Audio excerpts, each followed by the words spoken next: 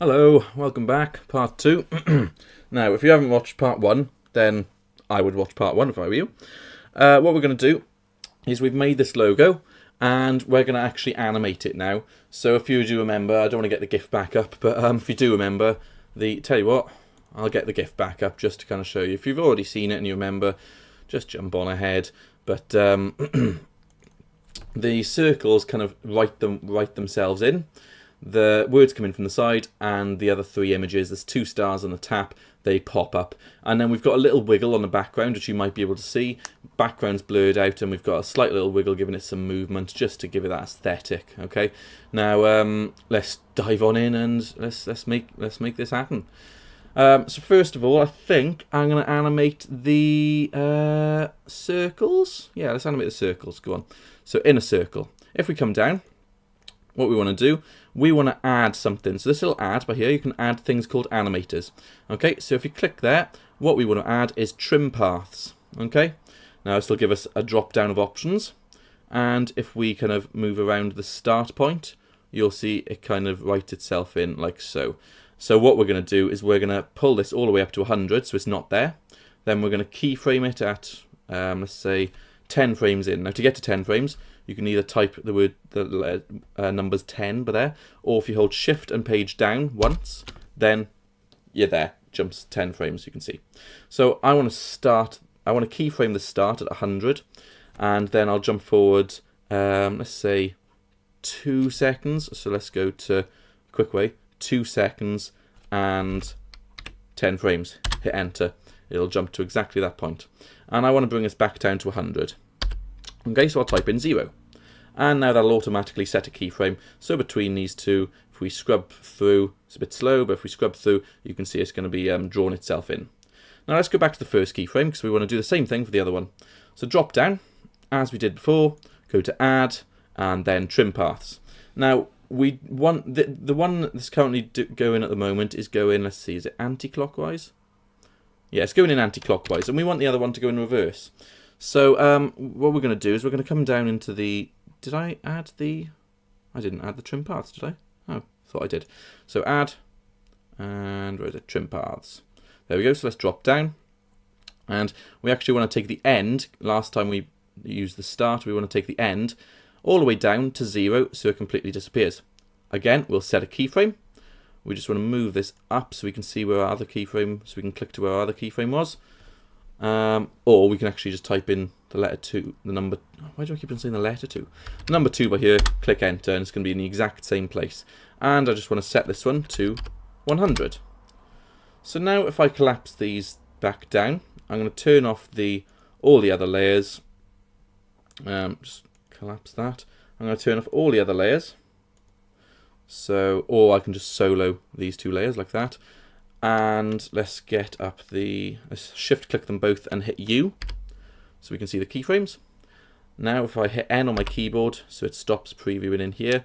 If I hit the spacebar to play, maybe a bit laggy, but you can see that these both come in opposite directions at the same time. There we go, it's just stopped. And yeah, they draw themselves in.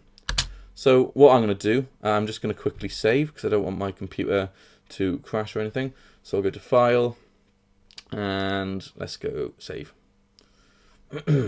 Tutorials, Hipster logo reveal V2, and give that a save. So now we're good. So I think the next thing we want to start animating in, after these have animated in, so let's come to our keyframe, is then we want the words to come in, okay? So let's unsolo these. And simply what we want to do, I'm going to turn the stars on the tap off just so they don't distract us, is we want the word creative to come in first. So we'll come down and we're going to basically animate this margin. So it's currently in the position where we want it. So I'm not going to set a keyframe here. I'm going to come forward maybe a second. So it takes a second to come in. So let's go to 3. Seconds and 10 frames, and I'm going to hit the keyframe, so it's going to end here. Okay, now I'll jump back in time to 2 seconds 10 frames, and I'm going to pull it all the way off to the side. So I'm going to move this down, and it's going to set us a keyframe. So move it down like that, and I think round to maybe this point is going to be where we want it to. So right now we can see it when it's down here. It'll always be there, and we don't want it. We just want to see it when it moves in. So we're going to actually use a mask this time and actually mask it, and use that mask to actually mask it, whereas before we used it as a circle to kind of attach it to. So all we're going to do is we're going to get this pen tool, maybe draw a slanted line like this across there, and then we're just going to draw around the rest of the word like so. Okay, so what this will be doing is nothing will happen. First of all, it'll give us a mask and it says add. So in this area, so let's jump forward to about by here. When it's in this area that we've just drawn, you're going to see it, but we want to see it when it's outside of the area. So all we do is we turn this mask to subtract. So then it'll just come in when it's outside. So we're masking it off so we don't see it when it's down here. And that's that one done. So we just want to do the same thing with the word tap. Okay. So let's collapse down creative, and let's open up the word tap. Now, again, it's already in the right place. So we want to come forward and just set that, as we've got it in the right place, we want to come forward to 3 seconds and 10 frames. Hit enter, and we just want to go to that first margin. I think it's the first margin we're using it. Yeah. So that was actually on 0. I was just testing it was the right one. And we're going to give that a keyframe at 0. Then we're going to come back to 2 seconds and 10 frames like we did before. Just type the 2 in there and hit enter. And we're going to take this completely off to the side. So just move this down. And like so. Okay. Now same thing again. We don't want to see it when it's there. So let's get our pen tool and let's mask it. So comes in around here. Let's put that point again. Comes in around here. There we go. And we just want to draw around it then, like so, like we did before. Then change this mask to subtract. And what we should have, let's take it up to 4 seconds and give it a little play through. Hopefully my laptop copes with it. We'll have them both come in together like so. So we've got the words coming in. Now I've noticed a little issue. My mask for the word creative, if we just get back to where they've both come in, my mask for the word creative is actually cutting off the edge of the C. So what I'm going to do is come back to the word creative, and I'm just going to basically modify the mask for this layer. So if I come down into the mask settings, I want to go back to here so we can actually see things. If we come back to the mask, I think it's mask 2. All we want to do is move this line. Okay, so I'll click the line and then, or click the whole mask, and then I can move it like so. Okay, so now that should have absolutely no issues when it's coming in, and we've got that all sorted, which is really good. Okay, now obviously the word tap travels a lesser distance.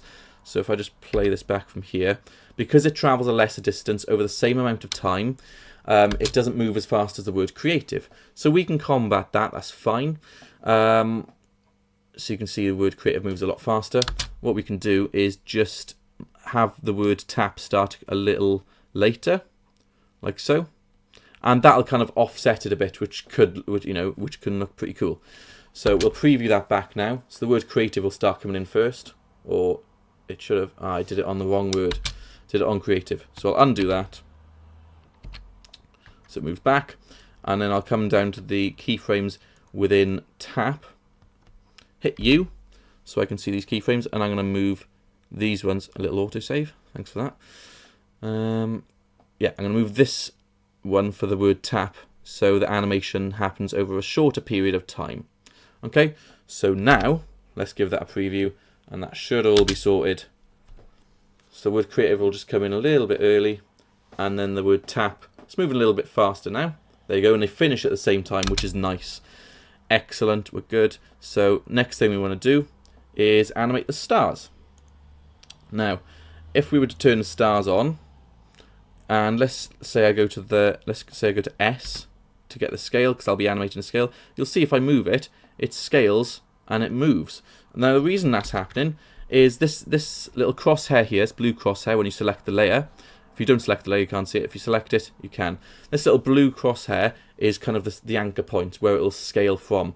All we want to do is we want to move this to the center, so it scales from the center. There's two ways you can do it. This little tool up here, pan behind anchor point tool, you can click and drag it to move it to the center, or with this layer selected, if you control or command and double click the pan behind tool, it'll snap to the center like it did there. Now I'll show you the other way of clicking and dragging on the star right, so you can see that one's also off, and you can, with this tool, you can also click and drag like so. But I do prefer to either, with it selected, I'll move it back out there, with the layer selected, can hold control. This is why they're on separate shape layers. Hold control or command and double click this tool, and it'll snap it to the center, and that's just a better way of kind of making sure it is centralized. Now let's shift select them both and hit S, so we get the scale for both of them, and we want this to be 0, so let's click in there, hit 0, and then we'll make sure that we click the stopwatch for both of them, so it sets that as a keyframe. Okay, so then I got both those keyframes there. I'll come forward about 20 frames. So hold in shift, page down. Okay, now I think it was on 35. No, it was on 100, wasn't it? So what I'm going to do is I'm actually going to type in 110. So that'll go from 0 to 110. And it'll go a little bit too big, but we're going to give it what's called an overshoot. So we'll come forward maybe 3 frames or 4 frames. So I just hit page down 4 times, and then we're going to set this back down to 100. So it kind of comes in, and then sort of settles back down. So like that. So just click in here, type in 100, and it'll do it for both because we've shift selected them both. So now, if we preview this back, you should get a nice little sort of, like a little bounce animation. So let's just check that out, because the timing may be a bit off. That's hard to see when it's playing back at not real time. But you can see they go up and then they kind of scale back down. That's quite nice. What you can do if let's say the scale up is too slow, but this is too fast, you can kind of click and drag, and you can kind of click and drag over the last two, and you can kind of move these then closer together. So I'm going to do that, but obviously mine isn't playing back at real time, unfortunately. But yeah, that's how you sort that one out. And then let's come to the end of this, and we want to do the exact same thing with the tap. Okay, so we can collapse these back now. Let's hit the tap 2, hit S on the keyboard, and we're going to do the same again. So I'm going to remember that's 35, but I'm going to set it to 0, hit a keyframe, come forward about 15 frames, I think. So shift, page down for 10, then page down, page down, page down, page down, page down. Okay, I'm going to put this up to 40, so it overshoots, goes too big, and then 1, 2, 3, 4 frames later, it comes back down to 35. Okay, so it does that little overshoot. So let's see how those two are working together. I'm going to turn this down to quarter of a resolution, just to hope it'll be a little bit faster. So they scale up, and that's still not real time. But yeah, you've got those two, and then the tap. What you can do if you wanted to is you can come back into the keyframes of these, hit U. You can select one of them and just drag them forward a couple frames so they're offsetted slightly. And then what you'll have to do is drag this tap forward so it starts when this one ends. So that's what this is going to look like. Let me just extend this out a little bit further, like so. This is what this is going to look like. So it's kind of star tap. You know, it's only a little offset, but it can add to it and make it look, you know, sort of nicer. Anyway, I'm going to leave it there. You can kind of play around with the keyframes. Actually, one thing I will do is I'm going to click and drag over these, and I'm just going to hit F9 just to kind of ease those keyframes and make them, you know, nicer. There we go. And yeah, it's looking a bit more smoother. Anyway, we're done for animating the logo, and we just want to do the last bit now. So what we're going to do is make once it's auto-saved, make a new composition. Nearly there now. And we're going to call this Final, and click OK. Or Final Logo would have been better. I'm going to drag in my Hipster logo animation. And actually, I just realised my title action safe was still on. So if we come to like 5 seconds, you'll see it should be directly centered. I'm going to turn the title action safe off. There we go. It's a bit distracting. And I'm going to import just a random image, okay? It doesn't really matter on the image. I'd say either go for a sort of bluey green image of maybe just a sky or something, or a sort of goldeny image. Now I'm going to go to my desktop. I know I've got one on there called the cottage. And I'm going to drag this into the background. It's not that goldeny, but you can get a better image of me. I'm going to drag that into the background, and I'm going to hit S to scale it up. Doesn't matter if it loses resolution, okay? Something like there. Now, obviously, mine looks a bit blurry because I've got the resolution to quarter, so if I put it to full, you know, it looks a lot nicer. So there's a couple of things I'm going to do to this image. First of all, I'm going to blur it. So I'm going to go for a box blur. Let's just type box blur. Fast box blur, there we go. And I'm going to make sure this is on the cottage image. Excuse me. I'm going to chuck this up to about, let's say, 20. Because I really want to blur that background out. And tell you what, screw it, I'm going to go 30. Okay, and what I also want to do is I also want to maybe make it a little more golden. And I want to darken it so this is more visible. It's a little bit bright at the moment. So I'm going to go for curves. And click, and I'm going to drag this onto the cottage, okay? So what I'm going to do is I'm just going to drag the highlights at the top. Just going to drag that down so we darken it. And I'm also going to drag these mid-tones down as well, just so it darkens it like that. Oh, it's a bit too much. I'd say around about there. Now, I'm going to go into the reds, and I'm going to increase the mid-tones of the reds. I want to give it a bit more golden look, something like that. And I'm also going to come into the blues, and I'm going to decrease some of the blues so it goes a bit more yellowy golden. Okay, something like that's fine. You can play around with it all day, really.